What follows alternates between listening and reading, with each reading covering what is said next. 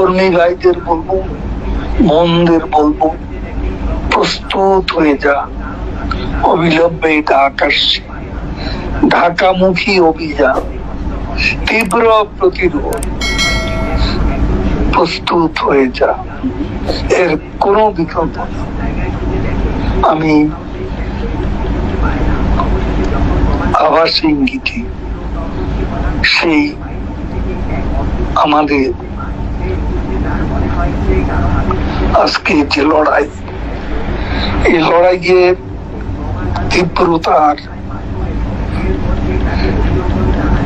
যে অভ্যস্ত, সেখানে আমাদের যেতে হবে।